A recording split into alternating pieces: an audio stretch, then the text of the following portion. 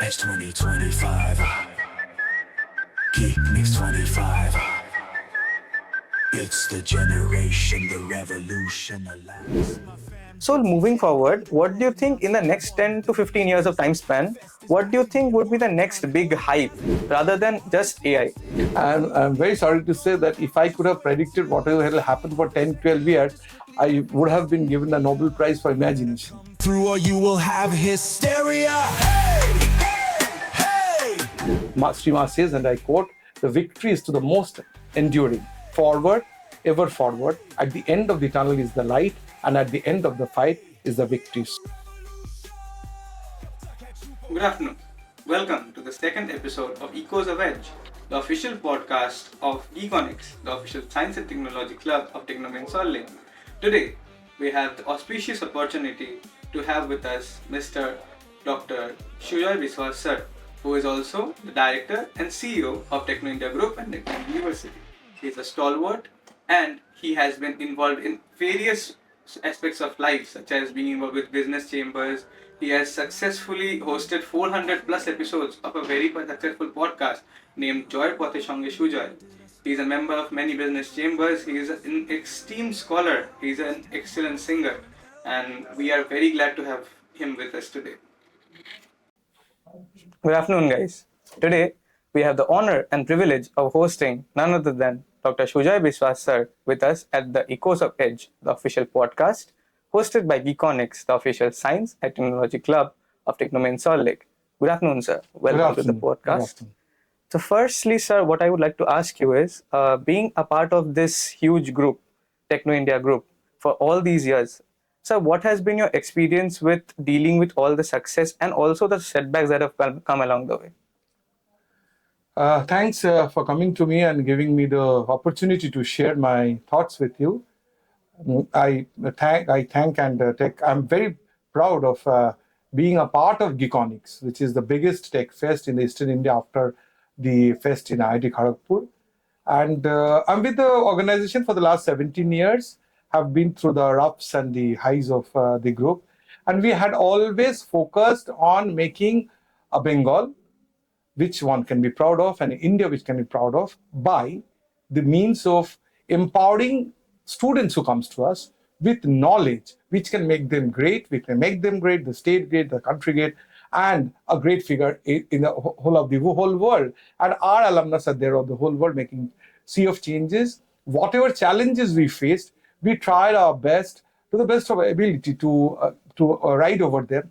And as I keep on saying, life is not a bed of roses, it's a bed of thorns. So success is not how much a high you achieve, it's how many times you get back on your feet while you fall. So whenever we have challenges, we work on them as a team under the leadership of the top management, our Chancellor, Professor Dr. Gautam Rai Chaudhary, our Co-Chancellor, Professor Manushi Rai Chaudhary, the Executive Director and CIO, Meghdut Rai Chaudhary and Pauline. So they were all there, my colleague Anit, and all the other things, the Vice Chancellor, the Principal, the Pro-Vice Chancellor, the Deans, the HODs. So it's a team effort. It's not Techno India per se is not a team, it's not a personal game. It's a team game, and we are winning as a team. Whenever we are one goal down, we come back with two goals. So that's has been our in motivation of getting ahead. We know that we are going to override the challenges that we have anytime, every time, in all circumstances.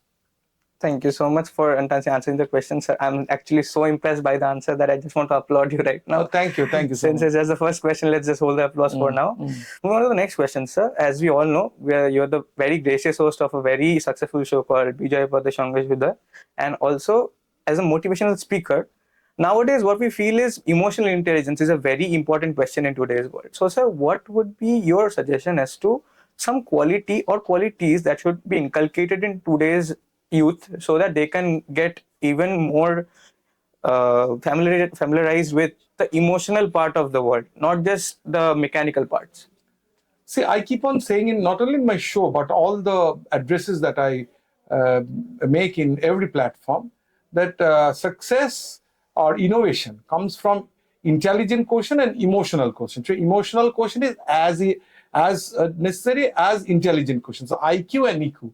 So emotion is very important. And one of the stuff that I want to say is that AI cannot replace cannot replace one thing till date. I don't know what future is in store.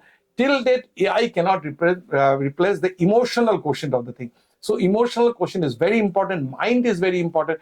In fact, we give attention to our whole physical body, but we do not give attention to our mind. So this emotion is very important. So many of suicides happening, so many of depressions happening. The market of the psychiatrists and the psychology is going high up because it's a challenging world, and in order to cope up with the challenges, people are having emotional stuff. And our co-chancellor have in Techno India brought up an organization called Monosheet, which takes care of the emotions of the staffs, the sub-staffs, the students, and all the stuff. So emotion is as important and very important, and something going to stay for a very long time. And we should be very careful, like the whole figure, with our mind too. Okay. That was a very good answer, sir. And like looking forward, what trend, like just now you talked about AI being not able to, assess all the human emotions, because that is somewhere technology is still limited to us. So moving forward, what do you think in the next 10 to 15 years of time span, what do you think would be the next big hype rather than just AI? What do you think would make the big whoop in the tech industry or the engineering industry? I'm very sorry to say that if I could have predicted whatever will happen for 10, 12 years, I would have been given the Nobel Prize for imagination. I do not know what is going to happen in 10, 12 months also. Things are changing so rapidly. When we grew up, we had a black telephone we had to put our fingers on the stuff. In fact, today itself, there was an antique collection and we find that telephone. I'm very happy to find that. So one telephone in one locality, it was that. And now even the domestic helps, the security, the sub-staff, all of them have a smartphone. So we have, in a single life, we have seen from almost no telephone to telephone everywhere, telephone with images. So, and things changing happily. In fact, AI is in place from 1955 as far as I remember, but last few years it has taken over the whole world.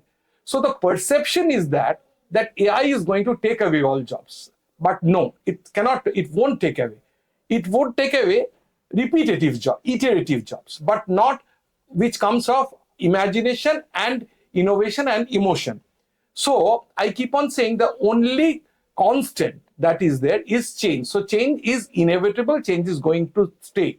But some of the things do not change, and we have to concentrate on that. So what are the three things which I always say in all platforms? One, some of the skills, the people skill, man-to-man dealing. So people skills are very important. I keep on saying attitude. If A is 1 and Z is 26, then if you add up attitude, it becomes 100. So people skills, how to deal with people, is the most important thing. And it has been seen in different surveys that 85% of the people get fired or hired or promoted due to their attitude. So this people skill. Then the second piece, persuasion skill. Keep on pursuing people till you achieve your goal. That AI cannot replace. So that overcome the change. So persuasion is something, that you might feel at a point of time, it won't be done. But if you keep on pursuing, I keep on saying all my lectures, koshish karne walon ki kabhi haar nahi hoti. So pursue. And the third but not the least is prioritization list. You have to prioritize what is important. Study is important, attending classes is important, innovation is important, sports is important, or any other thing you feel that you have to prioritize. That 4 years of engineering, I'm good at studies, let me make the best of it, then I'll cultivate my passion, which may singing, dancing, anything, drawing, or any of the stuff, elocution, debate, everything.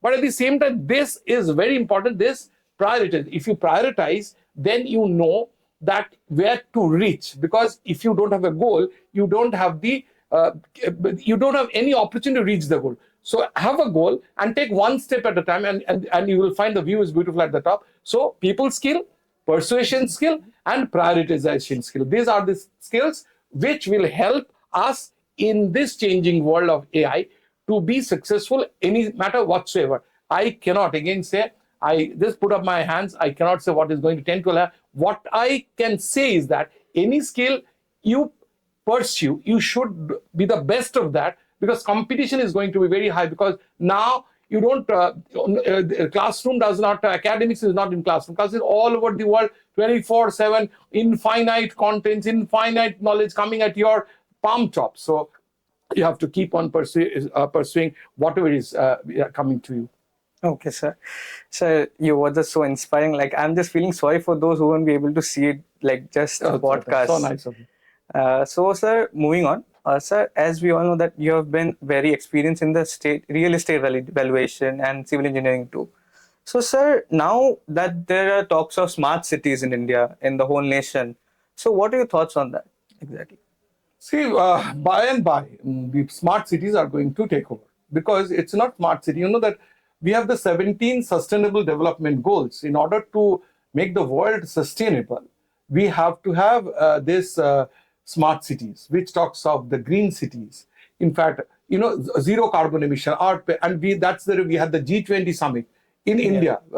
India was the president of the G20 summit. We have the COP, or the Conference of Parties summit, all talking of zero carbon emission. So we are working towards it, and this is the future. This is inevident. This is going to happen, and there are a lot of you know that it has been. I do real estate valuation, as you rightly said. I'm income tax licensed real estate valuer, and it says that in order to do a real estate with complying to the norms of a green building, Indian Green Building Council has certain norms.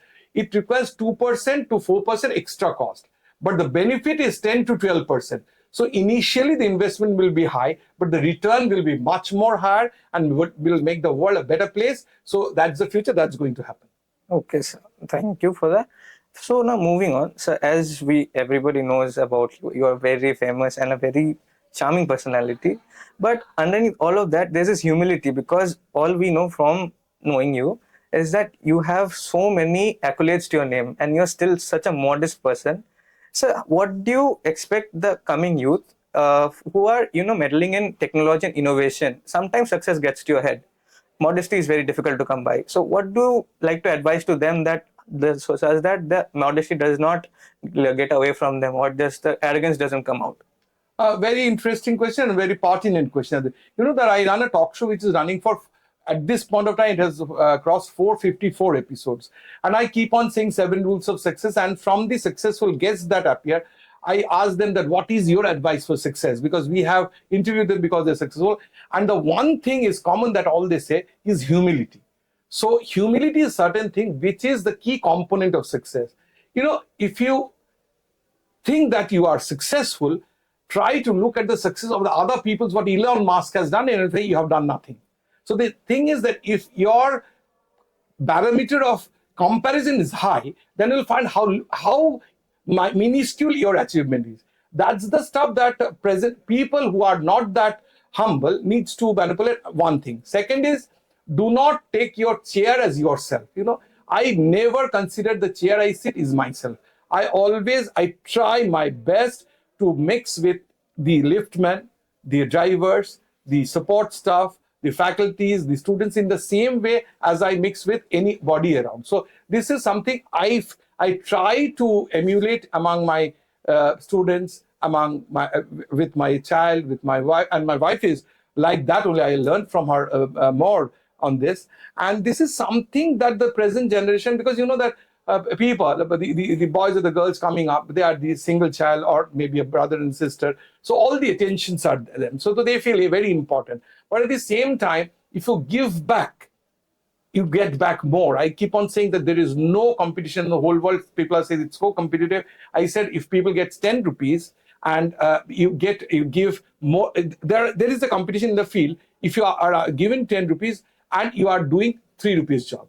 There is a competition if you are given 10 rupees and doing a 8 rupees job. There is a competition if you are given 10 rupees and doing a 10 rupees job. There is no competition in the sphere where you're given 10 rupees and give a 15 rupees job. So you have to cross the expectation limit of the giver and be humble, so that at the end of the day, your success will have a escape velocity where nobody could touch you. At the same time, you remain rooted to the ground. I have found most of the people who are very successful are very rooted to the ground. You listen to any of the interviews of Naren Murthy sir. You listen to the interview of Alibaba's founder, Jack Ma. Listen to the interviews of Mukesh Ambani. Mukesh Ambani is traveling from state to state to say that he doesn't need the billions of the billion, but he has the passion of taking ahead his business. So that humility is there. That humility should be everybody.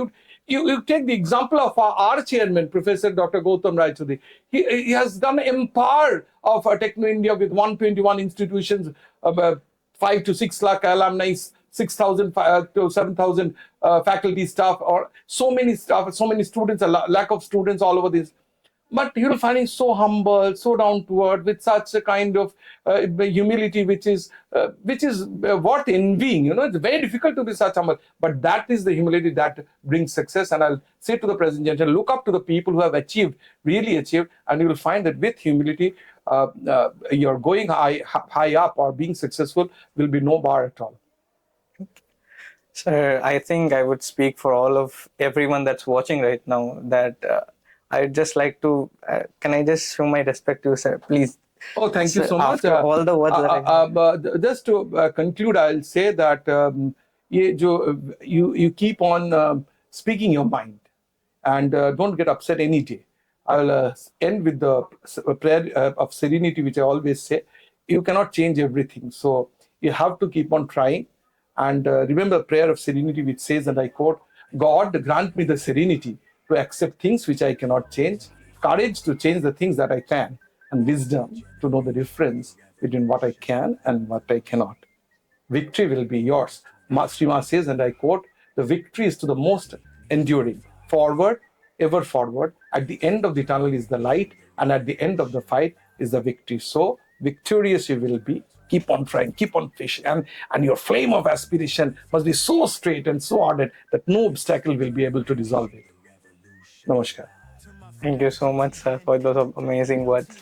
The nation's Eastern Tech Fest is back to get work done. Organizing committee, OC hosting it easy. It ain't gonna lack, just wait till you see. The second largest strictly repping Eastern India.